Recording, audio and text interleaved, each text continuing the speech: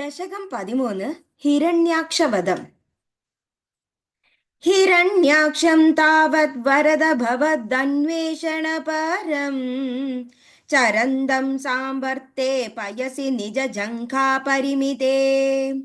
ഭവദ്ഭക്തോ ഗത്വാ കപടപടുധീർനാരദമുനിഃ ശനൈരുചേ നന്ദൻ ധനുജമപി നിന്ദം തവ ബലം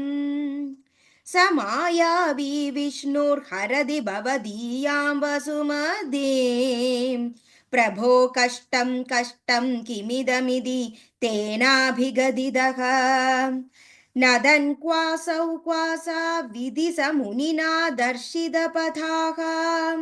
भवन्तं सम्प्रापद्धरणिधरमुद्यन्तमुदगात् अहो आरण्योऽयं मृग इति हसन्तं बहुतरैः दुरुक्तैर्विद्यन्तं दितिसुतमवज्ञाय भगवन् महीं दृष्ट्वा दंष्ट्रा शिरसि चकितां स्वेन महसां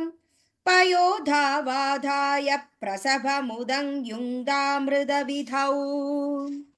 गदापाणौ दैत्ये त्वमभिः गृहीतो न तगदो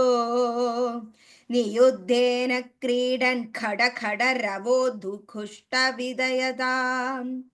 രണാലോകൗസ്തുക്യാദ്മിലതി സുരസംഖ്യേ ദ്രുതമമും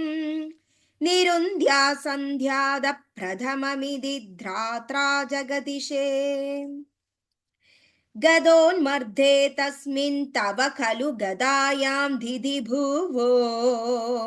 ഗദാഘാതാദ് ഭൂമൗ ഛടിതി പതിതായാമഹഃ ഭോഗോ മൃദുസ്മേരാസ്യസ്ത്വം ധനുജകുല നിർമൂലനചണം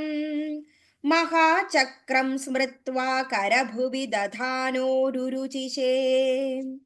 തതഃ ശൂലം കാലപ്രതിമരുഷി ദൈത്യേ വിസൃജതി ത്വയി ഛിന്ദന്ത്യേനത്കരകലിതചക്രപ്രഹരണാത് समारुष्टो मुष्ट्या स खलु विदुधंस्त्वां समतनोत् गलन्माये माया त्वयि किल जगन्मोहनकरीः भवचक्रज्योतिष्कणलवनिपातेन विदुते तदो माया चक्रे विदधकनरोषान्तमनसम् गरिष्ठाभिमुष्टिप्रहृतिभिरभिघ्नन्दमसुरं कराग्रेण स्वेन श्रवणपदमूले निरवधिः महाकायस्योऽयं तव करसरोजप्रमथितो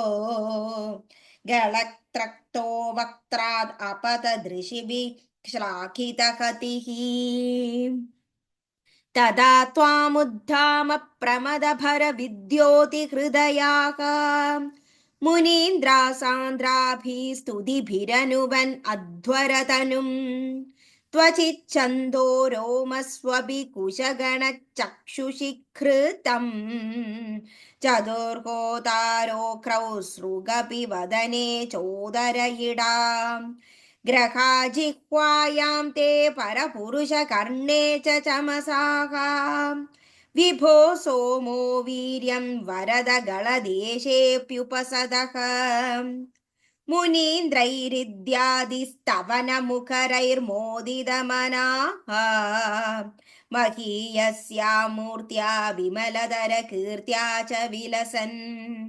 स्वधिष्ण्यं सम्प्राप्तः सुखरसविहारी मधुरिपो निरुन्ध्यारोगं मे सकलमपि वातालयपते सर्वत्र गोविन्दनाम संकीर्तनं गोविन्दा गोविन्दा नारायण अखिल गुरो भगवन् नमस्ते।